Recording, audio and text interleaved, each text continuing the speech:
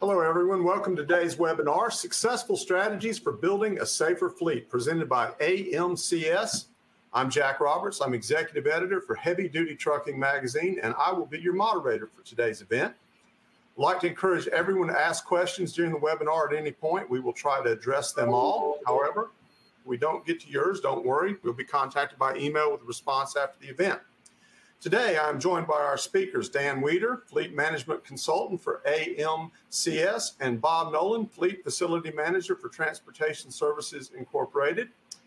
Gentlemen, thank you guys for being here today. I'm going to ask you to tell our audience a little bit more about yourselves, and I will now officially hand this webinar off to you.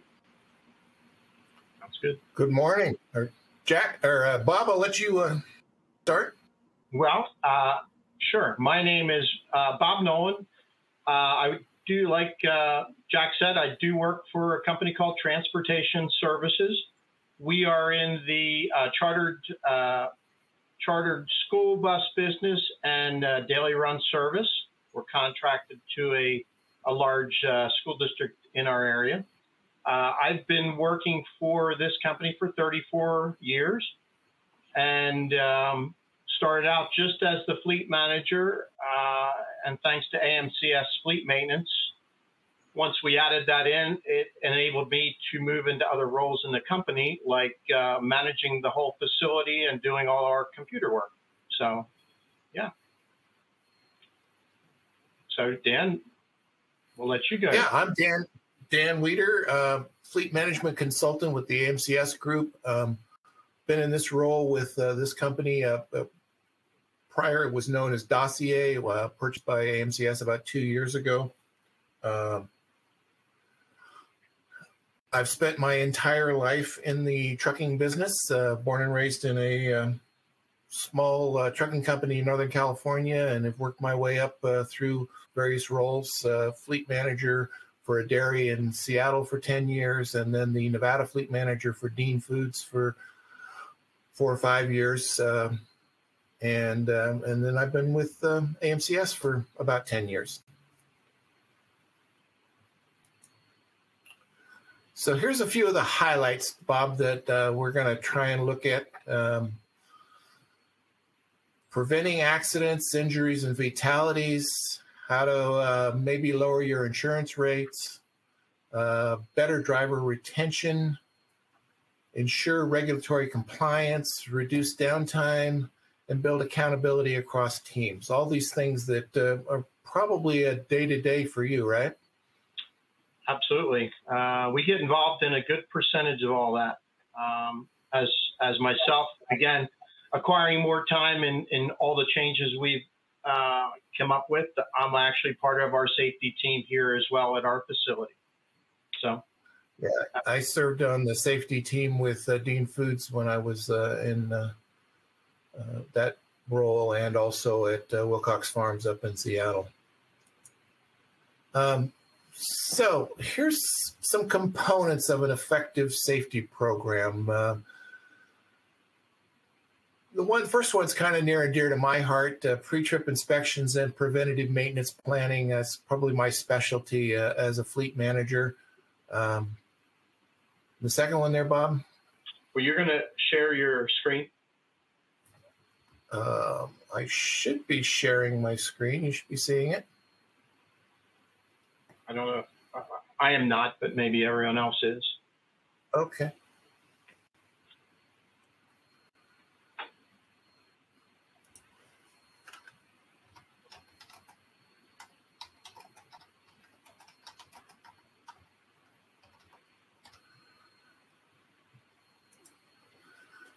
So the second one is driver training and education.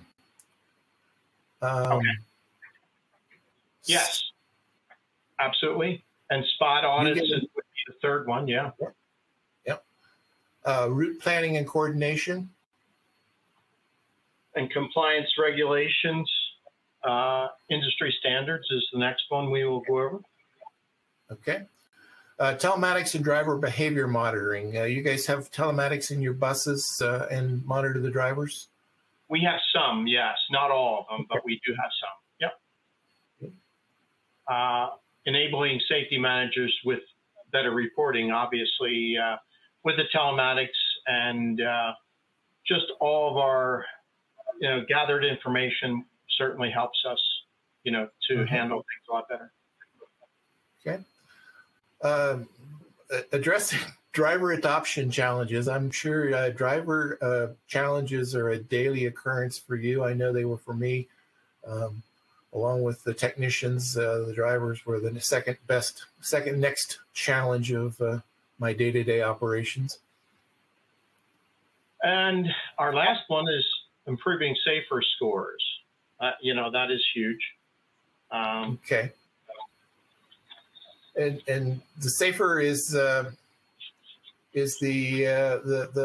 federal government scorecard, right? Sure. Basis, your insurance company looks at it. Everybody looks at it. Let's see if we can get some involvement with the audience, and let's see how people do. Do they know their safer score? Let's go ahead and try in this little poll here.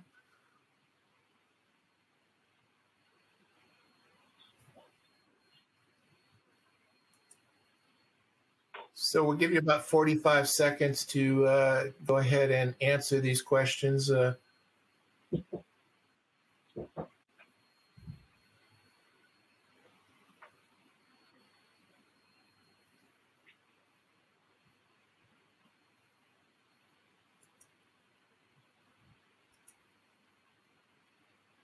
Oh, looks like we're pretty good. It's a little over 55% know their safer score.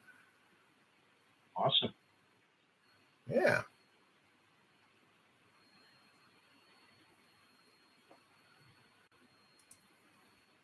So for those that don't know their safer score, we've got a QR code here on the screen that'll let you get into the FMCS government location website to check your safer score. What you'll need is either the company name, or the best thing to look up a safer score is your DOT number. If you have your DOT number, you can look up your safer score, and it'll tell you how the world sees you.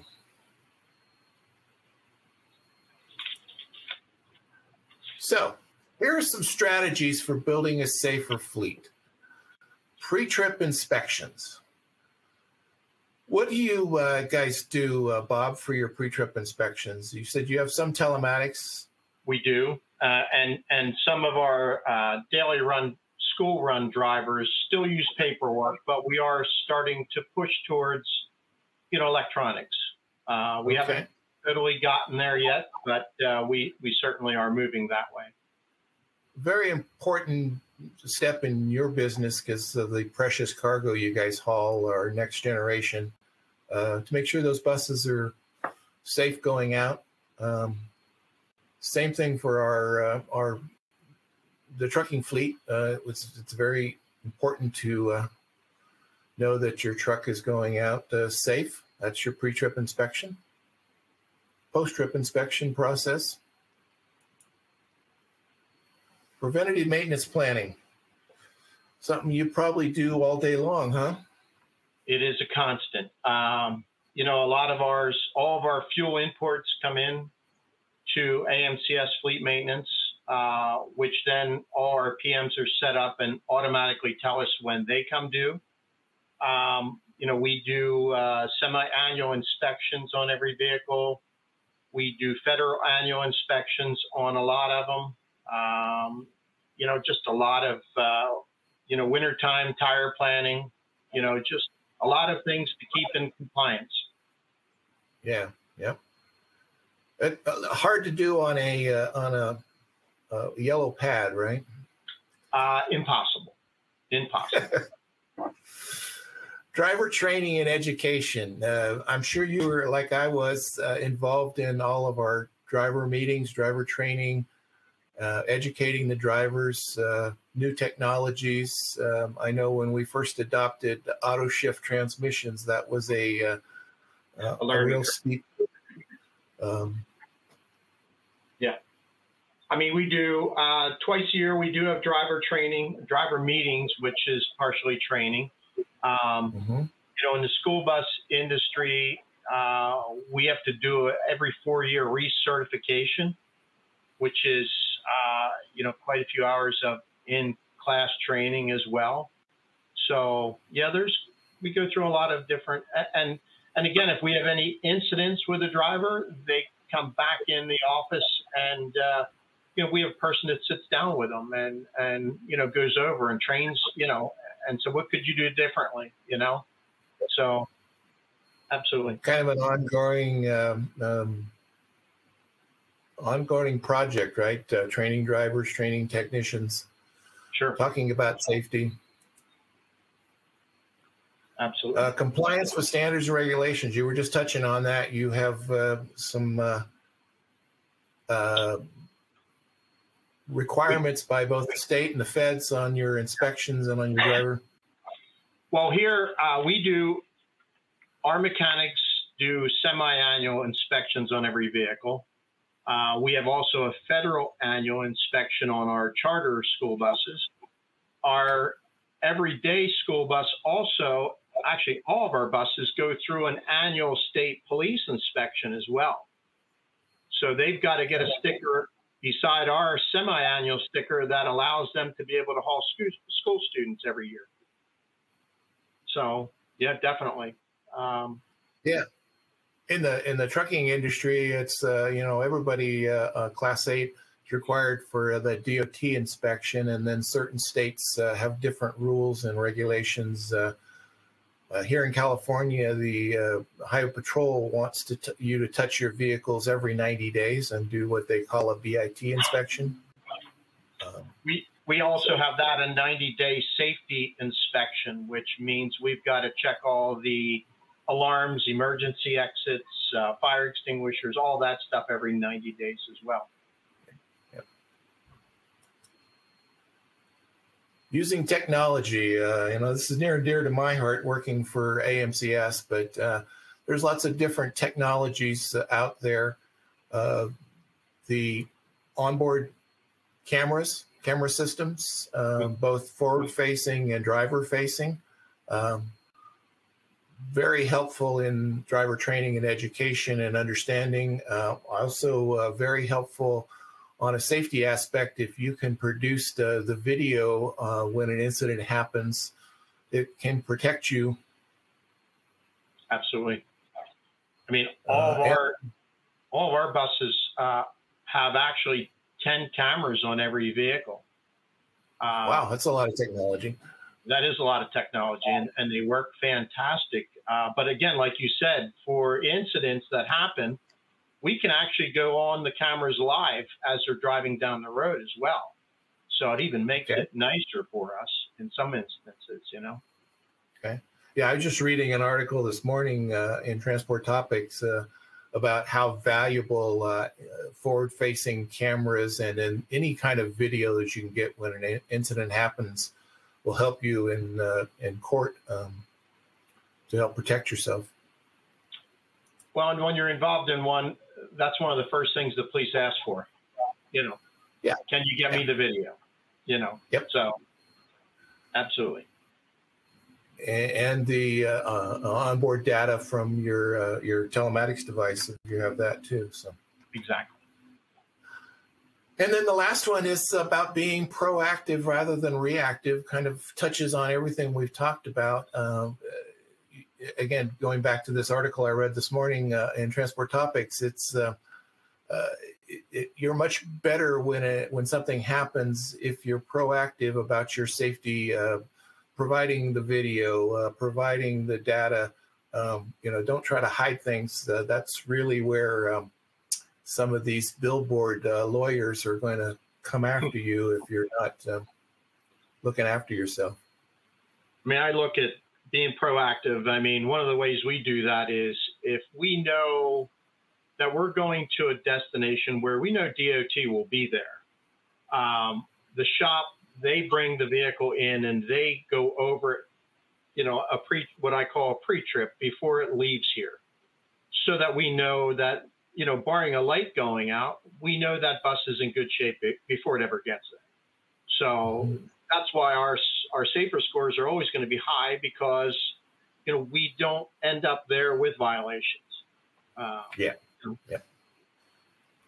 You know, and too many companies I've dealt with through the years, they can't understand why they're always putting out fires.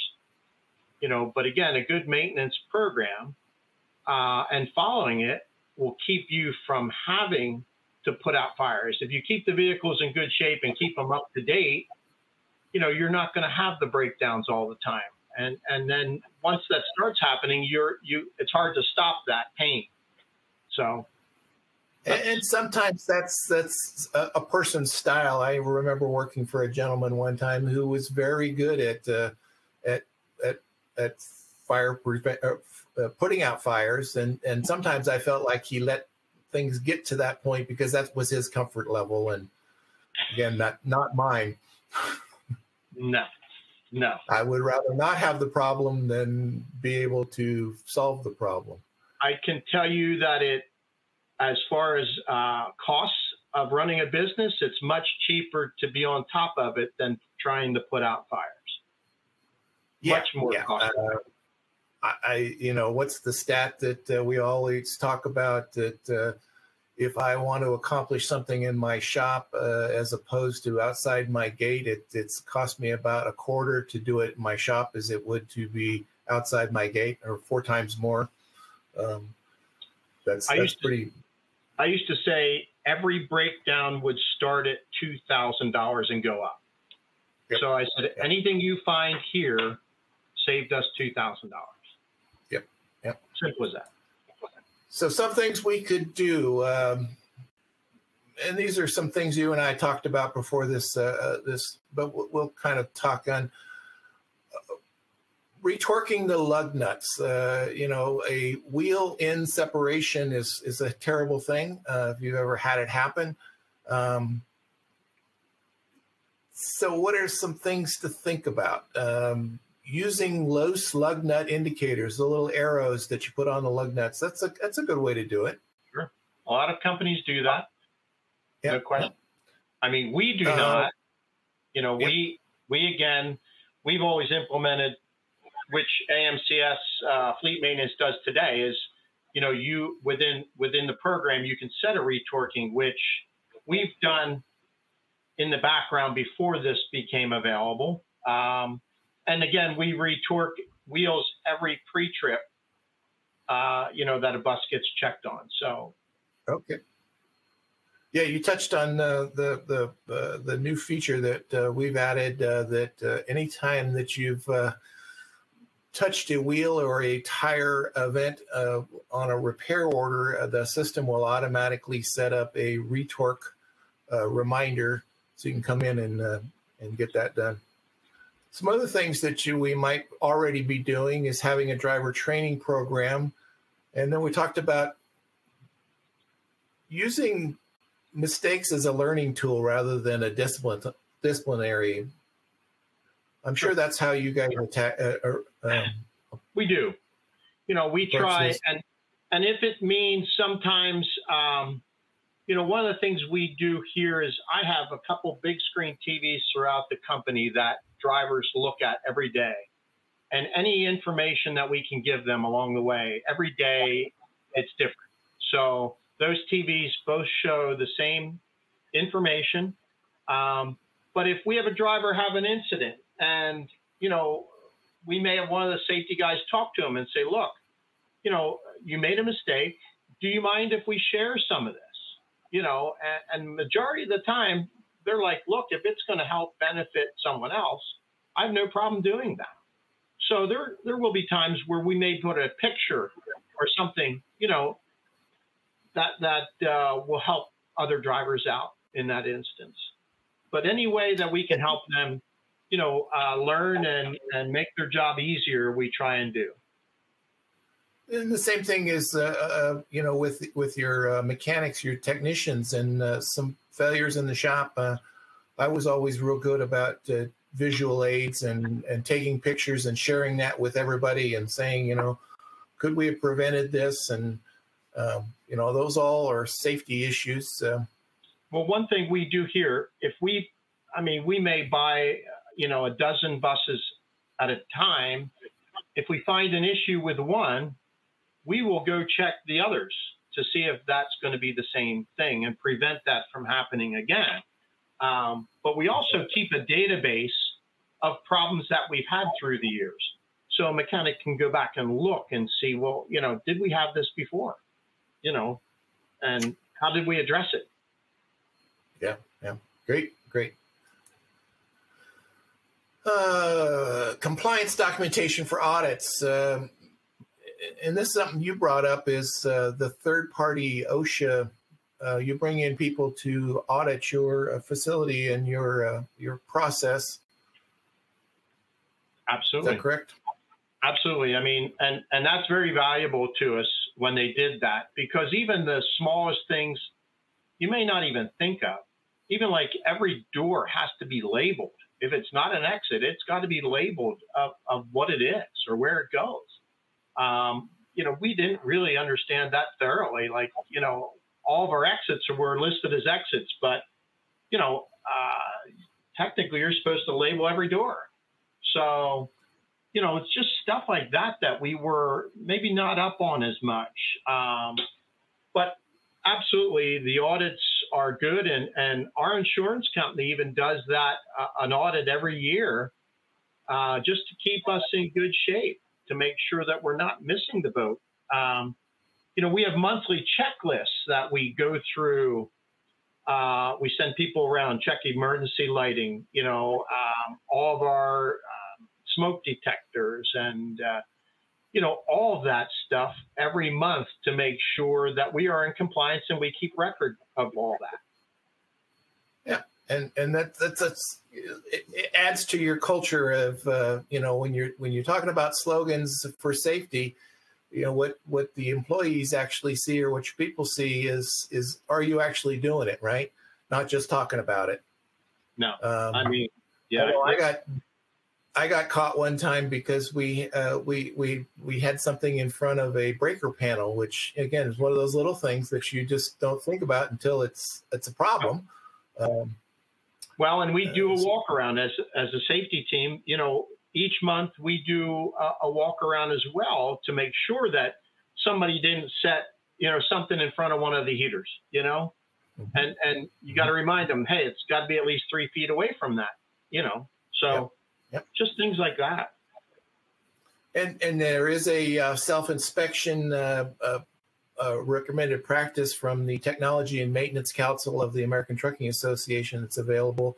I'll have a slide here later that has the RP number for folks. But that's also a good thing to do is a self-inspection. We did that at Dean Foods. We were required to self-inspect once a month. Well, and the record keeping is key.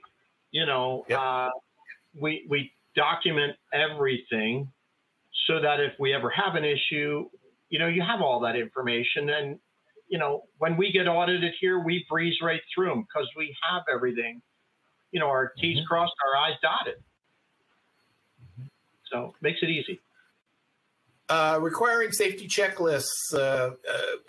And I guess this is kind of like checklists in general. Nobody can remember everything. So having a checklist is very important for your safety, implementing it for your safety team. You just touched on this when you do your audits. You have a checklist to go over. Even using an EDVIR process, electronic daily vehicle inspection report process is good because it's a checklist. Sure. Absolutely.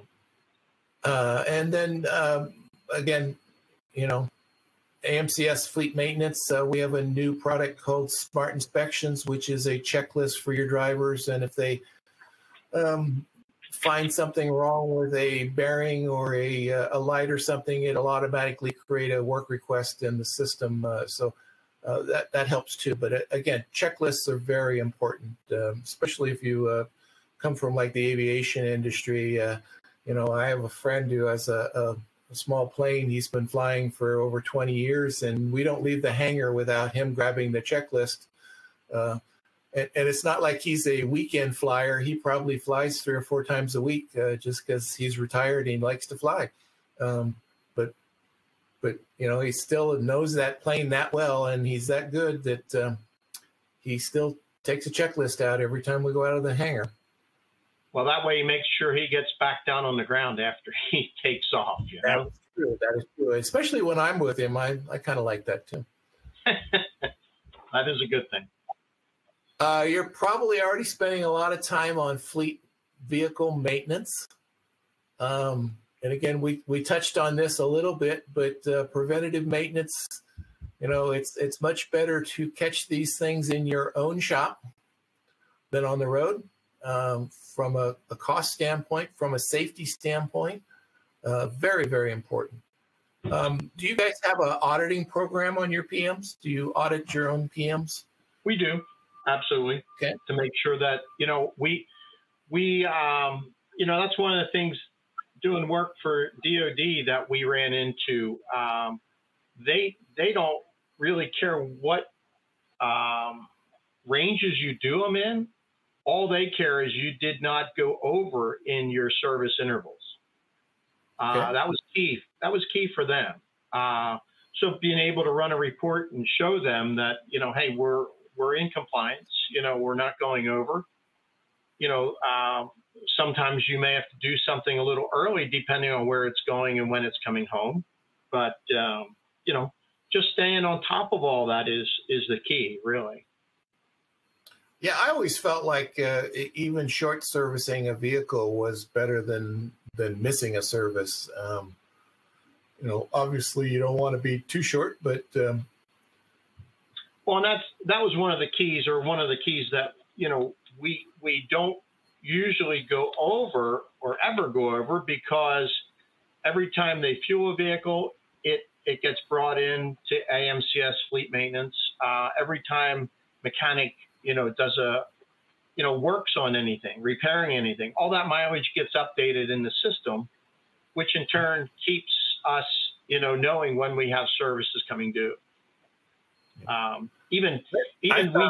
We even track down to electric motor brushes so that we don't have failure in AC systems. I found when I started auditing the PMs, the technicians did a better job because they knew we were looking. Yeah. And they actually look as well. Yeah, yeah.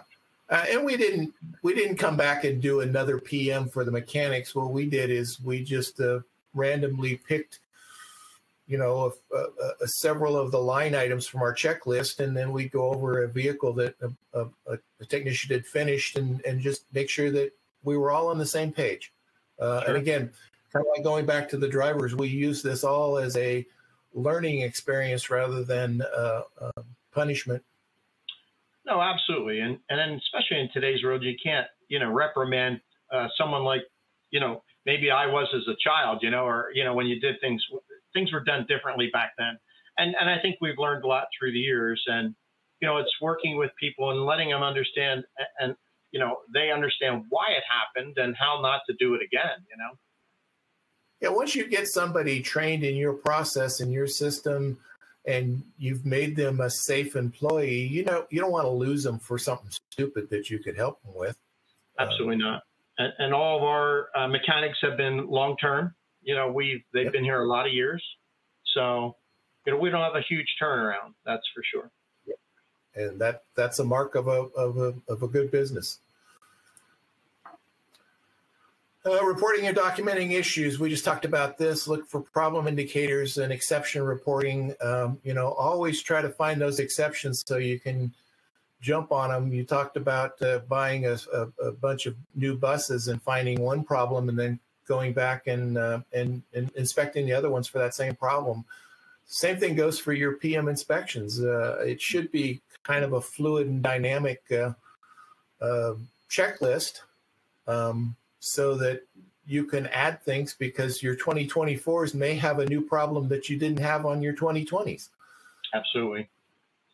That's an ongoing process. Your checklists, we have different checklists for different vehicles.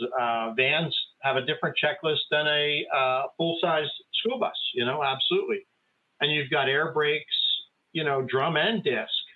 So there's a lot of different checklists for everything.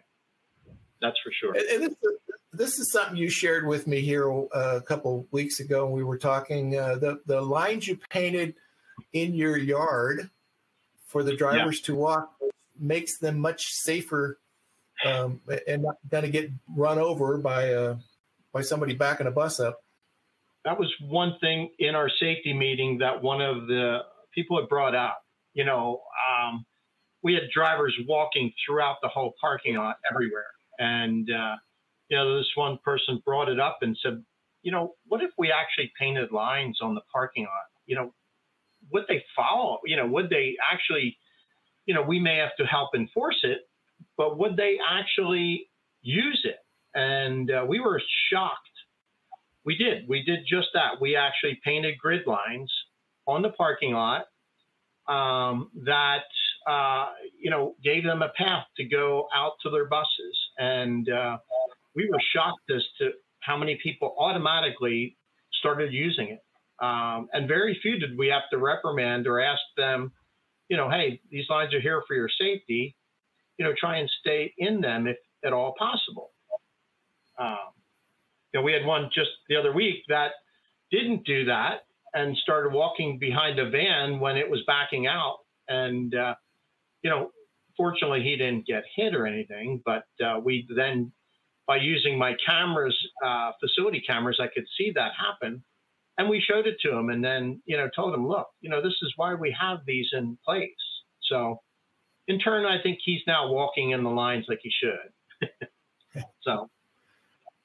So one other thing I was going to touch on with you, and I just it came back to my mind, is, and this is something we've talked about over the years, and it deals with technology and the mapping software. I remember you telling me this story, and it really opened my eyes up in the fact that you had to kind of, number one, coordinate your mapping software, and then the second problem was you needed to use a commercial mapping software other than something like Google Earth that's geared towards a vehicle that's a little bit higher than a Prius. Yeah. Yeah, we ran into that where drivers, a lot of our drivers previously always used their own GPS devices, Garmin's or whatever it may be.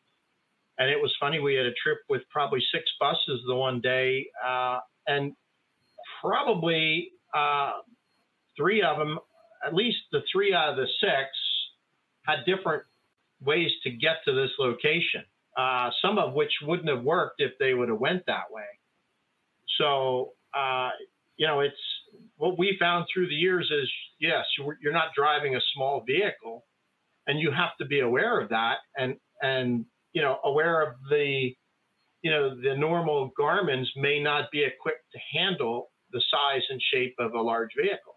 So, you know, yes, we started using a different software that they could use to, you know, safely route them so they didn't go under a low overpass or something like that, or, you know, overweight bridge, you know, underweight bridge for what our vehicle weight was.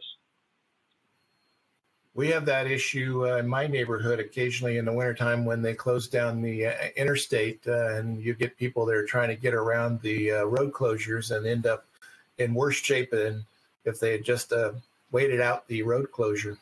Sure, absolutely. So I touched on there were some recommended practices from the TMC. Here's some of the RPs that are out there that specifically deal with some sort of a safety component. So there is a great RP that's around tire and rim safety. I mean, that's one of the things that sometimes we take for granted in our shops is mounting and dismounting commercial vehicle tires can be very dangerous. And if you've ever had a tire zipper out in your shop, you'll never forget it. It's been about 35 years since I remember it happening, and it's like night and day. I remember that boom and looking to make sure that technician still had all of his appendages with him. Also, guidelines for jacking and lifting tractors and trailers, a very important thing, how to prop them up once you get them up on a jack. I touched on this earlier, the RP 526, which is the guideline for shop review practices. And then, something that's probably more in your neighborhood than mine is technician exposure to road de-icing chemicals. And then general safety guidelines for servicing commercial vehicles with hybrid or electric drive systems. We went from being looking with wires that were at 12 volts that wouldn't really hurt you to wires that are very much higher voltage that can really hurt a mechanic by doing it. And then another interesting one I picked up was the RP 1616 is how do we keep our mobile guys safe on the side of the road when they are out having to do some sort of a repair on the roadside? What should we be doing? Yes, I in my earlier years, I did all the road calls, and we do very few here because of obviously our preventive maintenance program. But occasionally you do, and honestly anymore, we do very little of it, to be honest, and we'll do our best not to have guys, on the side of the road working. We may even flat tow something to a more open area where, we can get it at least off the road to work on it. So, yeah, it's with the people out there driving today, it's not a safe world, that's for sure. No. So we gathered some stats here, Bob, just to kind of maybe open some people's eyes up about having a safety culture in their organization, what that means to you. Being safe doesn't mean you're spending more money. A lot of times it means you're spending less money. Enhanced productivity is proven. Every dollar invested, they say, returns $6. You guys in particular, you've shared with me that you get a discounted rate from your insurance company by being a proven safety conscious company. We have. I mean, we're part of a captive group, which, gets us a much better rate than the market price for our insurance on our vehicles. By starting a safety program, that cuts our cost by, I think, $5,000 or $6,000 a year just by having a safety program. So, yeah, absolutely. No question. Yeah. So again, safety doesn't necessarily mean that you're spending money. It's money invested. I look at it as money invested in your people. Well, I mean, one of the things too, it may cost you sometimes, like we put one of these big snow scrapers to remove the snow off the roofs. I mean, that cost me, I think it was about $35,000 to put that up. But if you look at the way we used to do it, and just looking at possibly having the workman's comp claims, someone out of work because of removing snow from the roofs. I said 1 or 2 workman's comp claims, and we paid for that snow scraper. So, it's much, much better to think in those ways. Yes, sometimes it takes an investment, but it also is saving you a lot of money down the road.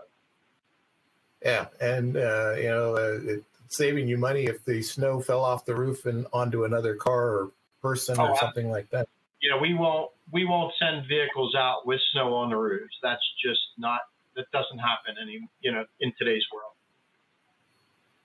It's hard for trucking companies that are going across country to clean the roofs off, but for us, they return back here most every day, and so we clean them off if they have to go out.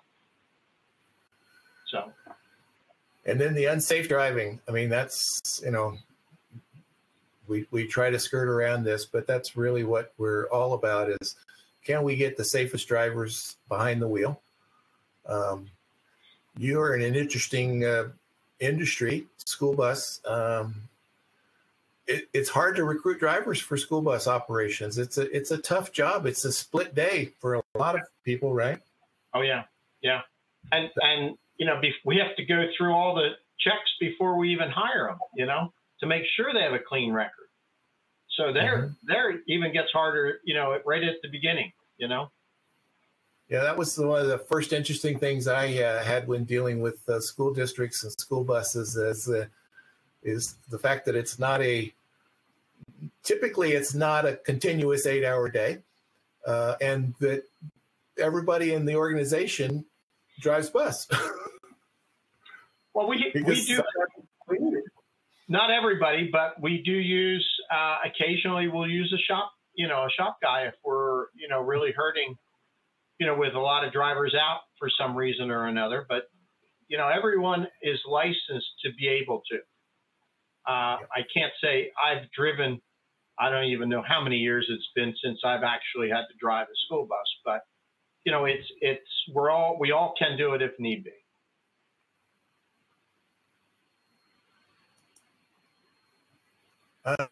And all of this kind of comes down to building a culture of safety in your organization, right? And a culture means that it starts from the top, in my mind. We don't want to be just slogans. If one of your policies is to wear a reflective vest in your yard, then it means that everybody from the C-suite on down, when they're walking the yard, needs to have a reflective vest on. Yep. And that's a culture, because everybody sees it.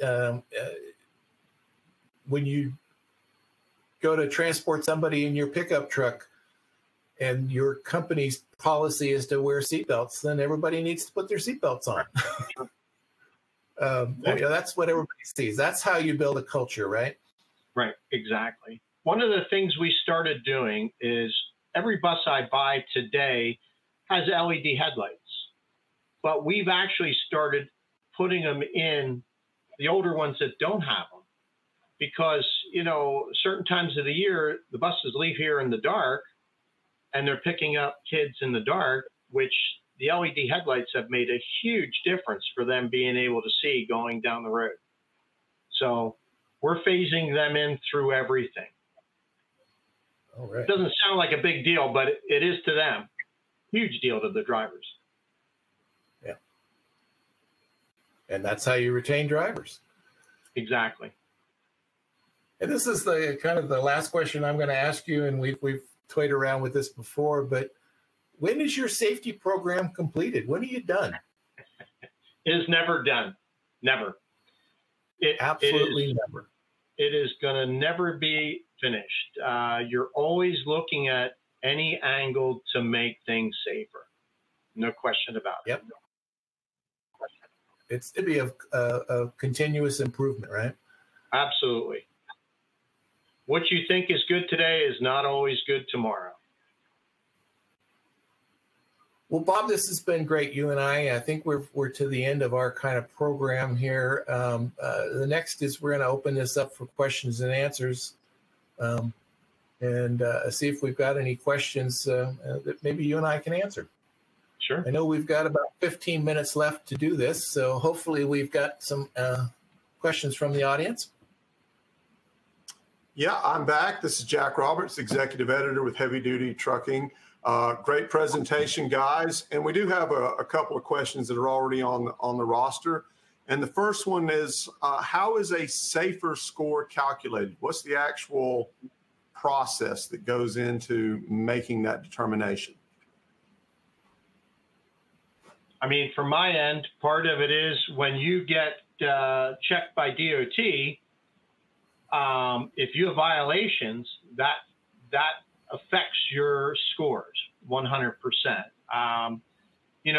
Whether it be drivers, hours are complete, they're not missing anything, or, lights out or brakes out of adjustment, all those things affect your safer score.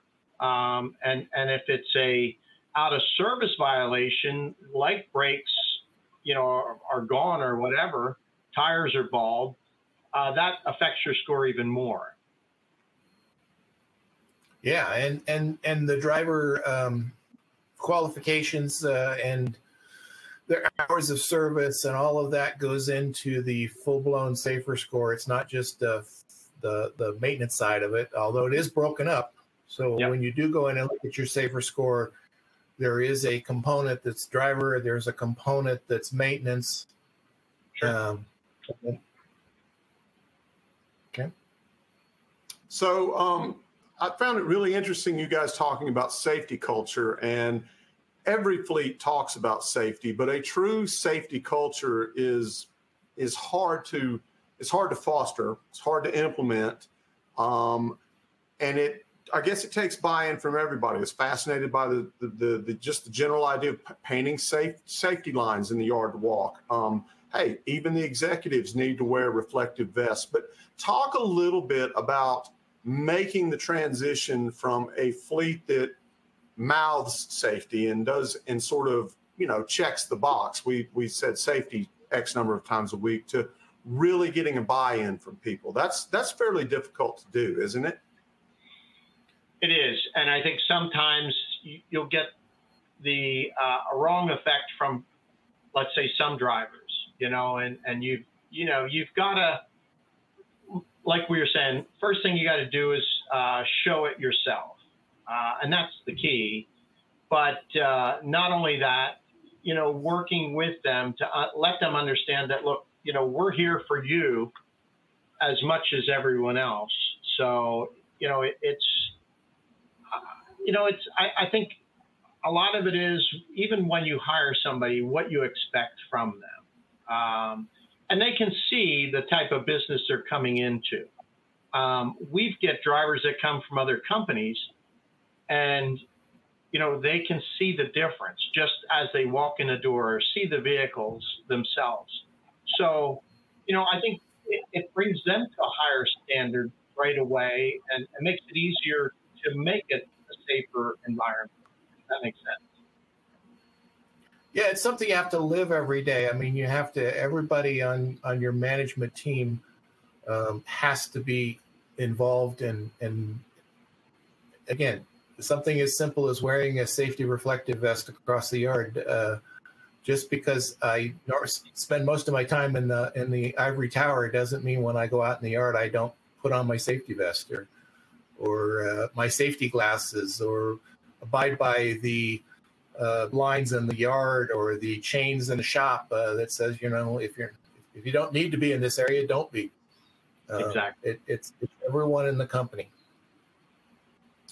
We had a question about the slides. They will be made available after the webinar wraps. And we've had a follow-on question, kind of a different aspect of the safety culture question here, which concerns the executive management, the guys in the front office who, again, people like to talk about safety, but they're often focused on productivity. They're often focused on profit. And let's be honest, safety does require an investment. Safety does cost money. It can certainly save you money in the long run, but there are upfront costs associated with safety.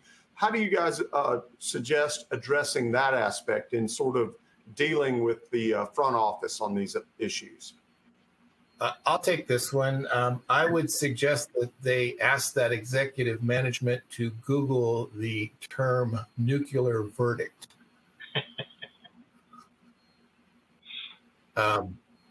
Again, I read an article recently about this, and this just slapped me in the face that there are investment groups that are funding the lawyers for these accidents to sue a big trucking company because they think they can get a nuclear verdict if they can get a portion of that. I had never heard that before, never thought of it before, but it's definitely, it would wake someone up to read about some of these verdicts that have been handed down by the courts recently for accidents and for incidents. I think that would probably wake up your executive team. One thing I always say is that for people who aren't in the trucking industry, trucks are scary. Big vehicles are scary. They make hissing and popping noises, and they You know, they roar when they go down the highway. And so I think that obviously these lawyers have figured out there's a lot of money in truck fleets, but it kind of goes hand in hand with the fact that most people are just scared to death of trucks. They don't understand the skill required to handle one of these vehicles, the training that goes into it. They don't understand the maintenance that supports the vehicles. And so I think this is a problem that we're going to be stuck with for quite a long time, I'm afraid. Unfortunately, I think you're correct.